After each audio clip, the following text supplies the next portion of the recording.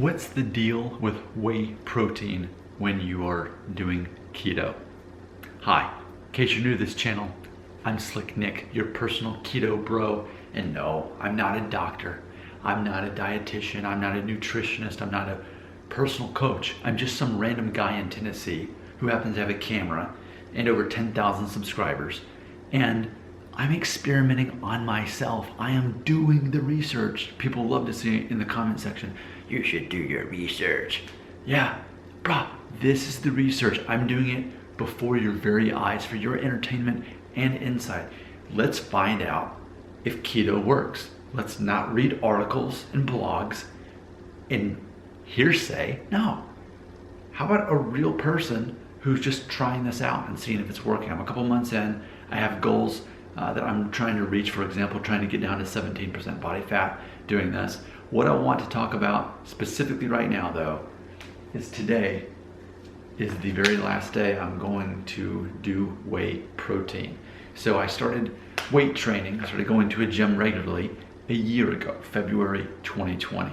And it goes hand in hand that when you are a guy and you go to a gym on a regular basis, you're gonna naturally want to start amping up your protein intake because that's going to help build muscles, and if you can put on more muscle mass, it's going to help you burn fat because it's going to change your BMI, etc.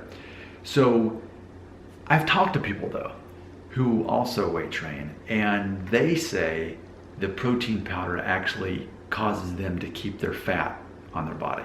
So that's why after today, I've got one more scoop of this left.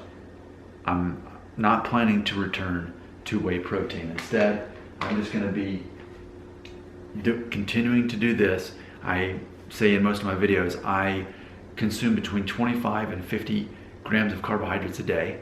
That's, being keto is not no carb, it's low carb. And so I'm trying to keep it under 50. So a serving of this, which is a third of a cup, has 9 carbohydrates. Usually I won't do over 5 carbohydrates for any food that I'm eating unless the protein is gonna, or actually, well, protein's always a plus, but specifically, I need the fat to be at least 10. I wanna see at least double the fat as there is in carbohydrates. Fortunately for this, we're talking about 16 grams of fat for the 9 carbs and 14 grams of protein. What's interesting when you look at the ingredients though, specifically, let me read the ingredients for this. This is, I get kabot, however you say that. This is Greek yogurt, whole milk, 10% full fat. Here's the ingredients: pasteurized milk, cream, milk protein concentrate, whey protein concentrate, and then all of the cultures, the probiotics, whatever. But whey protein concentrate is one of the ingredients in this, leading to that 14 grams of protein along with the 16 grams of fat. So you can understand why someone on keto who is weight training, who's still wanting to try to build muscle, that's not my number one priority. My number one priority is minimizing body fat. My number 2 priority would be to gain muscle mass. But this is great because it does both. Granted, heavy in calories, it's 230 calories, but I'm keto, so I'm not really focused on that. Now, to put it in perspective, and this is keto mentality here. So, but what about the protein here? I mean, this is just protein. And it's, well, the ingredients: whey protein isolate and then soy lecithin, okay? But the ingredients here, 100 calories. See, that's when you're counting calories, like, oh, that's what I want to hear. It's only 100 calories. And that's why this was my favorite brand. But and you look at the protein, it's 25 grams of like pure protein, and there's 0 carbs. So you'd think, well, is this not keto friendly? I mean, after all, protein is something you need even on keto, but 0 carbohydrates. Here's the problem: 0 fat. This contains no fat.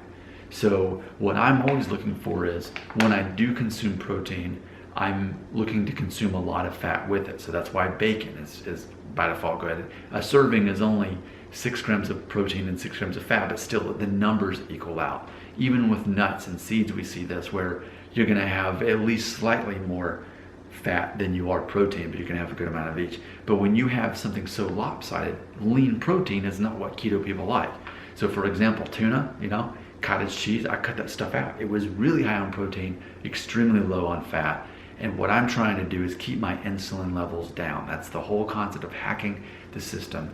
And whey protein specifically, despite having 0 carbs, is an exception to the rule. This whole concept of typically high carbs are going to spike your insulin that much more. This is an exception, whey protein, because 0 carbs, but it still spikes your insulin pretty high. So for me, I had to decide, what do I care more about? Consuming protein or keeping my insulin down? So that's why I'm finishing this off. And it's funny because it's taken me like a month to get through all of my protein powders. I had one that was from Sprouts, the grocery store, that was pea protein isolate. So it wasn't whey, but it was still that concept of it was lean protein.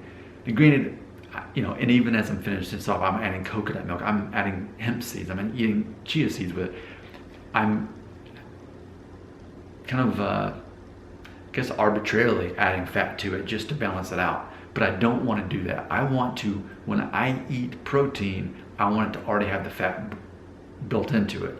And for me, that's a less processed way of doing that, because ultimately this is processed food. And another principle of keto is you're really looking for the least processed food, the most whole food version that you can have with what you consume. So the concept, again, why I'm planning this to be the last time I have any kind of protein powder, whey or not, is because I'm looking for sources of fat that have protein with them. And when I do eat protein, I want to have a lot of fat with it. So unfortunately, this is 0 carbs and 0 fat. The 0 fat is the problem for me. And I think it's telling too that even on the front, this label right here, it says, notice, use this product as a food supplement only. Do not use for weight reduction. Okay, so that right there, no, granted that's generic terminology, weight reduction. Well, are we talking about fat loss? Or are we talking about weight loss? Now, obviously the whole point is fat loss. I'm not trying to lose weight. That's arbitrary. I'm trying to lose fat. I'm trying to lose this fat on my stomach. So this is probably not going to be in my best interest. I feel like I've done a pretty good job of explaining why us keto people are going to gravitate towards this. This is a great way to get in 16 grams of fat, 14 grams of protein, 9 carbohydrates, but again, I'm not worried about that. I'm having it as the very last thing I eat at the end of the day. Of course, carb backloading is the concept. When I finally do have my carbs at the last meal of the day, so that my body had to burn off my own fat all day for fuel, and the fat that I was consuming from my foods. So after I shoot this video, I'll break my fast here about 2 hours from now, because it's noon now. And when I do, I'll finish off that whey protein. And I'm pretty sure I'm done with protein supplements. That is the keto way. Your comments belong right here.